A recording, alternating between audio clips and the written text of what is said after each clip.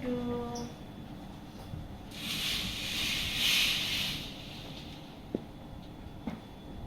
Malam Mbak Mas, saya Bidan Desti ya. Dan jaga malam hari ini. Gimana nih? Dengan Mbak siapa ya? Dengan Nina. Mbak Wina. Kalau Masnya? Bisa. Mas Rizal.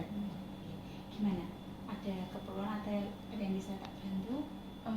Gini Bu Bija, kan sekali lagi kita mau nikah nih, kita mau tanya-tanya mengenai persiapan pernikahan. Oh gitu. Oke. Sebelumnya saya data dulu ya untuk proses registrasi ya. Tadi Mbak Wina ya? Iya, Mbak Wina umur berapa? 25 tahun. Alamatnya di mana Mbak? Di Jalan Lamongan Raya nomor 7. Oke. Kalau Mas Rizal? Nomor 27. Alamatnya? Karangbendo. Iya. Nah, ada keluhan apa ini? Kami sih tidak ada keluhan sih Bu, cuma mau tanya-tanya aja Bu, untuk kan kita mau nikah terus gimana gitu loh Bu, belum tahu. Jadi agak-agaknya tuh Mbak sama Mas tuh kayak cemas gitu ya, Mbak. Nanti habis nikah ngapain, apa gitu ya. Iya. Oke. Jadi sebelumnya pernah nggak dengar tentang kesehatan reproduksi dan seksual calon pengantin? Pernah dengar kah? Belum pernah. Oke. Oke, Mbak, Mas. Nanti saya akan menjelaskan tentang pengertian pernikahan ya. Terus nanti ada hak reproduksi seksual, terus ada organ baik wanita ataupun organ reproduksi laki-laki, terus ada masa subur, perencanaan anak, keluarga berencana, terus ada kehidupan suami istri, ada masalah-masalah dalam pernikahan juga nanti akan saya jelaskan, dan yang terakhir nanti ada kesetaraan gender dalam pernikahan gitu ya. Gimana? Ada siap belum buat dengerin saya ngomong? Nanti penjelasannya agak panjang soalnya ya. Sudah ya? Ya. Oke, kita akan membahas yang pertama ya Mbak Mas tentang pernikahan. Pernikahan itu apa? Pernikahan itu ikatan lahir batin pria dan wanita sebagai sepasang suami istri untuk membentuk keluarga yang bahagia. Persiapan pernikahan itu ada persiapan mental, persiapan kesehatan fisik, kemudian kesehatan spiritual dan finansial. Ya. Selanjutnya nanti kita akan membahas tentang apa itu hak-hak reproduksi dan seksual. Yang pertama itu ada hak untuk mendapatkan standar tertinggi kesehatan reproduksi dan seksual. Kemudian ada hak untuk membuat keputusan yang berkenaan dengan kebebasan reproduksi yang bebas dari paksaan, diskriminasi, dan kekerasan. Terus ada hak untuk bebas memutuskan jumlah anak dan jarak kelahiran anak-anak ya. Banyak Sekali kan ya. Terus apa, mau rencana punya anak banyak? enggak sih. Oke. Yang terakhir ada hak untuk mendapatkan kepuasan dan keamanan hubungan seks gitu ya. Oke, selanjutnya saya akan menjelaskan tentang organ reproduksi pada wanita dan pria. Yang pertama itu saya akan menjelaskan tentang organ reproduksi wanita yang Mbak Nina ya. Ini adalah organ reproduksi wanita. Ada vagina. Vagina itu adalah saluran yang menghubungkan lingkungan luar dengan rahim, sekaligus tempat mengalirnya darah menstruasi yang nantinya kelak akan untuk mengeluarkan bayi gitu ya. Kemudian ada serviks. Serviks itu ini ya.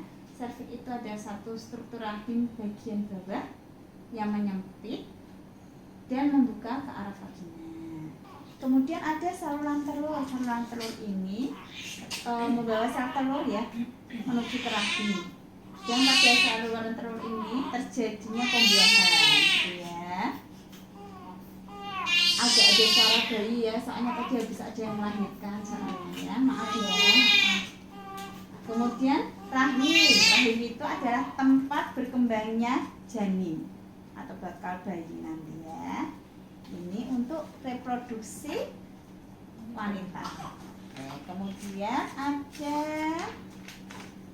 alat reproduksi pria. Ya Pak ya, Mas ya, belum jadi Pak ya.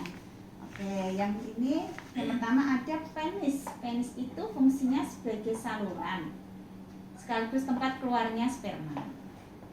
Kemudian ada skrotum. Skrotum ini berfungsi untuk menjaga suhu testis.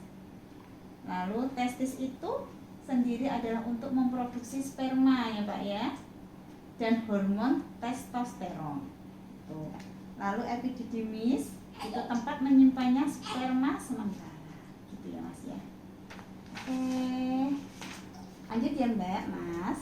Kita akan membahas tentang masa subur, perencanaan anak dan keluarga berencana. Yang pertama masa subur. Masa subur itu terjadi sekitar 12-16 hari sebelum haid berikutnya. Namun ini berlaku untuk wanita yang siklus haidnya teratur 28 hari ya. Kemudian ada perencanaan kehamilan. Itu yang harus dilakukan adalah melakukan pemeriksaan kesehatan prakonsepsi. Jadi harus melakukan pemeriksaan gitu ya Mbak ya, besok ya. Lalu mengkonsumsi vitamin prenatal, misalnya asam folat kayak gitu. Kemudian menghentikan kebiasaan yang tidak sehat, misal merokok, misal ada kebiasaan merokok atau makan makanan junk food itu ya, itu ya dikurangi lah kalau bisa dihindari gitu ya. Lalu mendiskusikan kesiapan fisik, psikis, finansial dan mental. Lanjut ya Mbak, saya akan menjelaskan tentang keluarga berencana. Keluarga berencana itu penggunaan alat kontrasepsi sebagai penundaan kehamilan atau mengatur jarak kehamilan dengan anak sebelumnya untuk kesejahteraan ibu dan keluarga gitu. Selanjutnya saya akan menjelaskan tentang kehidupan seksual suami istri. Jadi kehidupan seksual suami istri itu harus aman dan sehat. Yang perlu diperhatikan antara lain kualitas dalam berhubungan, jadi sama-sama mendapatkan kepuasan ya, saling berinisiatif, jangan cuma satu orang aja kayak gitu ya. Lalu rutin berhubungan ya Mbak Mas ya, namun jangan terlalu sering. Terima saya tanya, sering boleh berarti? Jangan, nanti malah nggak jadi anak ya. Boleh sih rutin aja, tapi jangan sering-sering, jangan setiap hari, jangan sehari 3 kali gitu ya.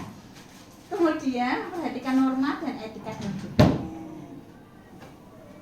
Selanjutnya saya akan menjelaskan tentang permasalahan-permasalahan yang mungkin akan dihadapi saat pernikahan.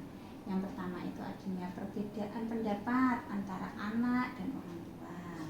Kemudian ada masalah keuangan, terus kurangnya kepercayaan atas rasa hormat pada pasangan. Kemudian ada perbedaan tuh pola asuh anak, misal kalau sudah punya anak ada perbedaan pola asuh.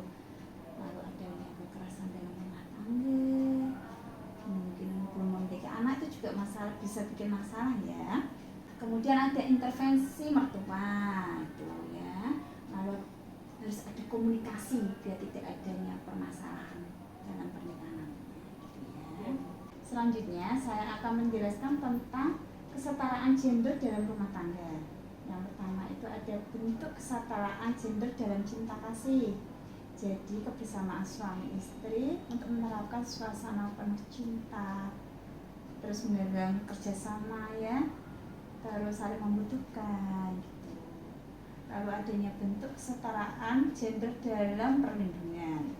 Jadi nanti kebersamaan suami istri dalam mengasuh anak, melindungi anak, baik itu nanti anaknya perempuan ataupun anaknya laki-laki. Lalu adanya bentuk kesetaraan gender dalam keagamaan. Jadi nanti suami istri itu akan mengembangkan kehidupan yang menghayati serta melaksanakan nilai-nilai keagamaan gitu ya. Terus ada kesetaraan gender dalam sosial. Kalau itu kesempatan kepada pasangan dan seluruh keluarga untuk mengembangkan, menanamkan nilai-nilai budaya gitu ya Mbak, Mas. Dari penjelasan yang banyak tadi, ada yang mau ditanyakan? Nggak ada, oke. Kalau nggak ada pertanyaan, saya evaluasi ya.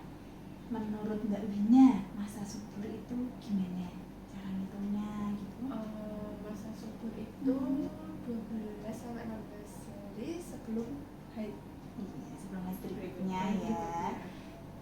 baru siklusnya teratur 28 hari ya Mbak Wina ya. Oke, baiklah.